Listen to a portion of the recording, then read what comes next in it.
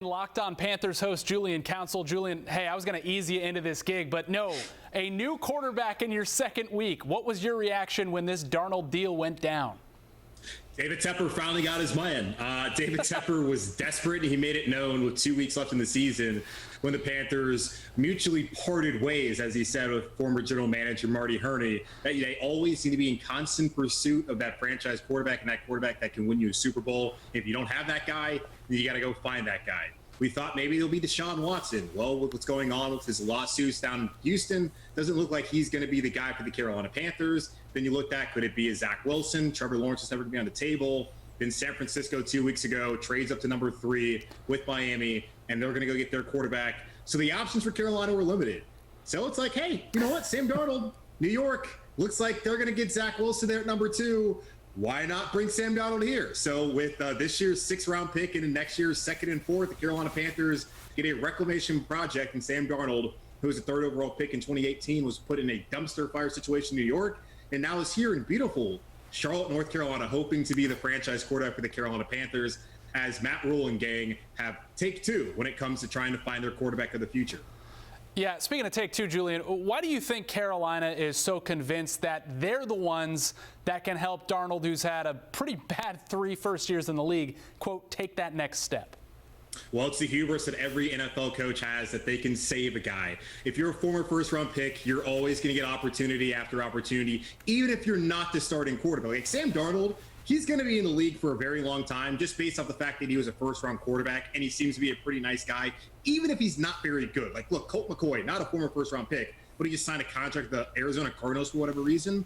And look no further than here in Carolina. Cam Irving, bust in Cleveland, wasn't good in Kansas City. Last year in Dallas, wasn't great there either. Panthers, hey, Cam, former first-round pick, here's $8 million guaranteed. That's kind of what the situation here is in Carolina. They see a young quarterback who's only 23 right now. He turns 24 this summer. They look at the arm talent that he has, and in this offense with the weapons that he has around him, Robbie Anderson, his former teammate in New York, you added David Moore coming in from Seattle, who's a Blazer, and not to mention DJ Moore coming off of back-to-back 1,000-yard receiving seasons.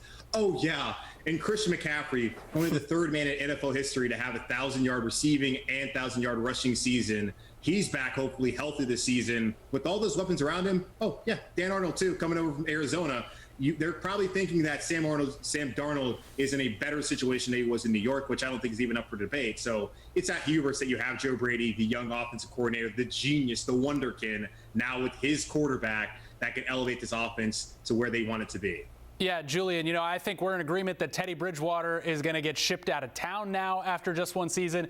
I like GM Scott Fitterer's honesty, because he basically all but said that. He said they're basically going to try to find a new place for him to live. What can be recouped in a trade like that? Can they get a 2nd-round pick? Hopefully. I don't know. That's the thing. When people were talking about the Panthers potentially being a team that traded for Sam Darnold, I was like, okay, so are the Jets taking back Teddy? Because with that $22 million cap hit and knowing with the salary cap going down, and a lot of teams having to cut veteran players and cut players on expensive contracts and rework a bunch of deals. We've already seen here in Carolina with Shaq Thompson, Christian McCaffrey, and Matt Paradis that they had to rework their deals just so they could fit some guys into the roster. I'm not quite sure what NFL team out there wants to take on Teddy Bridgewater's current deal right now, his cap hit, as a backup quarterback. He's only owed $10 million guaranteed, so maybe the Panthers can rework his deal to a situation where Teddy gets enough money on the front end, still gets that $10 million, but they turn into a signing bonus, but then it makes him more attractive to other teams if they want to add a quarterback. I'm not quite sure if he's going to be able to be traded before training camp. Maybe he's a middle of the season kind of guy where a team looks at Teddy as, hey, former first-round pick. He was pretty good in the first half of last season in Carolina. Maybe we can bring him in if our guy gets hurt. So I don't know. A 5th-round pick would make a lot of sense to me. A 6th round, hell, I'll even take a 7th-round pick. 2nd round, though, I don't see that happening for a quarterback with that kind of cap hit, who the Carolina Panthers have already pretty much given up on in year 2. Julian, does this give Carolina even more flexibility with that 8th overall pick? I mean, you know, they could trade back out of the top 10 if somebody really wants to move up, or they could take, you know, who knows, Justin Fields might still be there. Then you've got Fields and Darnold. Or, you know, they could go with that 3 named guy, best player available. mark me down as someone who's very skeptical of Sam Darnold's ability in this offense to be what they want him to be. Like, I appreciate the fact that this is kind of a low-risk trade. Now, giving up a second-round pick in 2022, not my favorite thing to do. 6th-rounder this year, which was a comp pick, and then a 4th-rounder next year. So be it. Yes, you want to have 4th-rounders because some of those guys can actually turn out to be pretty good players on your roster down the line. Now, the Panthers and past regimes have not really identified 4th-round picks that well anyway, so maybe it doesn't matter at all. So I applaud them for at least trying to get a quarterback. But now that they've done that, you need to build around him. They already have the offensive weapons, but that offensive line outside of that right side where John Miller was pretty solid last year, and of course Taylor Moton's their best player on the offensive line, period, and he's got the franchise tag, and hopefully they can extend him forward July 15th.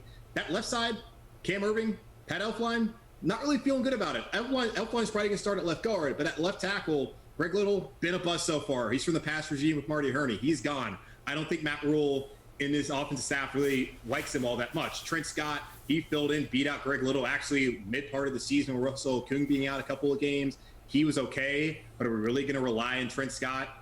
And then Cam Irving, I mean, enough said. The guy's a turnstile. So it would make a lot of sense if they draft a Penei Sewell or Rashawn Slater there at left tackle. There's also the option that they could get a cornerback, a Patrick Surtain who adds that kind of length that the defensive coordinator here in Carolina really likes in Phil Snow.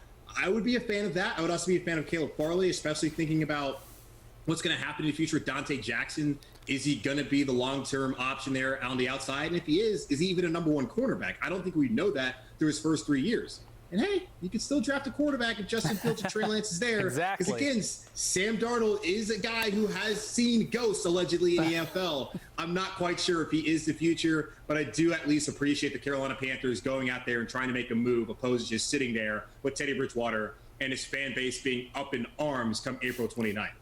All right, hey, Julian, we'll see if Sam Darnold is the guy for the job here. You're definitely the guy for the job at Locked On Panthers. Thanks for joining us.